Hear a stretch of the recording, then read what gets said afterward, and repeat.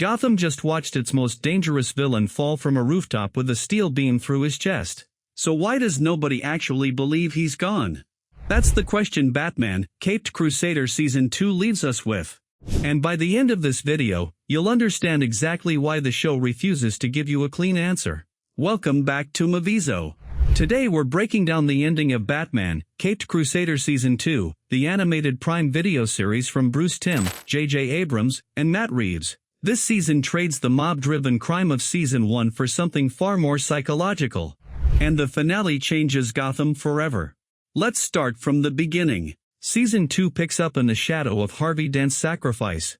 That loss convinces Bruce Wayne that fighting Gotham alone is no longer sustainable. So he starts building a real network of allies, leaning on Jim Gordon and Renee Montoya in ways he never has before. At first, the season looks like it's going to be another mob story. Batman is hunting Rupert Thorne, the crime boss who spent Season 1 corrupting cops and politicians from the shadows. It feels familiar. Predictable, even. But then, everything shifts. A new player enters Gotham's underworld. Someone who doesn't operate by the old rules of greed, bribery, or blackmail. The Joker. Here's where the mystery really starts building.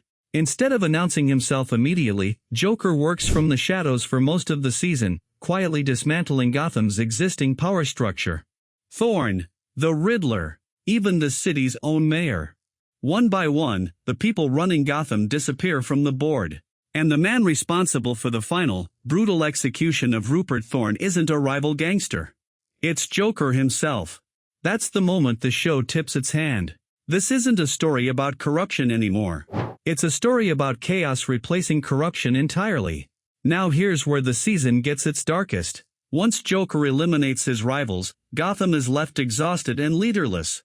Exactly the environment he wants. He unleashes what the show calls Joker Toxin, a weapon that moves through 4 disturbing stages, starting with uncontrollable laughter and ending with infected victims turning violent and contagious.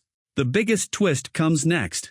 Alfred Pennyworth, the one steady presence in Bruce Wayne's life, is exposed to the toxin while trying to create an antidote. He's transformed into one of the infected, turned against the very person he's spent his life protecting. For a show that's always used Alfred as Bruce's emotional anchor, this hits incredibly hard. There's a smaller, quieter thread running underneath all this chaos too.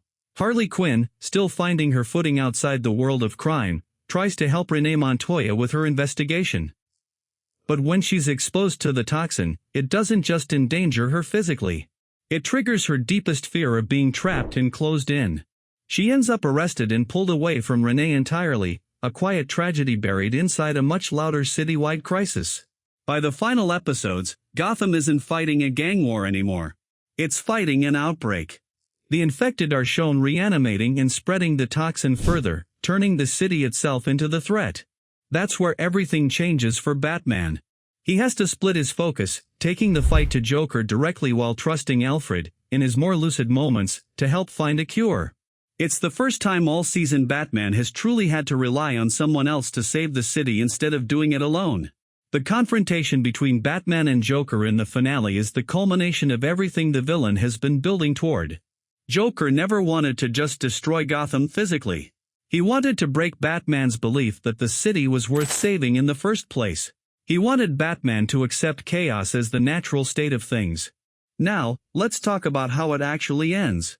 During their final battle, Batman throws a batarang that dislodges steel beams, and Joker is impaled before falling from a rooftop. It looks fatal. Commissioner Gordon certainly believes it is. But Batman doesn't accept it. There's no body. No confirmation. And in a world where Gotham's villains have a long history of surviving the impossible, that absence of proof means everything. So what does this ending actually mean? On the surface, Season 2 closes the book on Gotham's old-school, mob-run criminal era. Thorne is gone. The Riddler is gone. That entire chapter of the city's history is finished.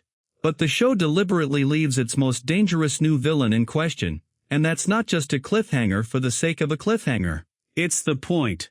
Joker's whole goal was to make Batman doubt whether Gotham could be saved. If the show gave us a confirmed death, it would hand Batman a clean, satisfying victory. Instead, the uncertainty keeps Batman's internal struggle alive. He has to keep believing in a city that just proved how easily it can descend into madness, without ever knowing for sure if the source of that madness is truly gone. This is also a clear setup for future seasons.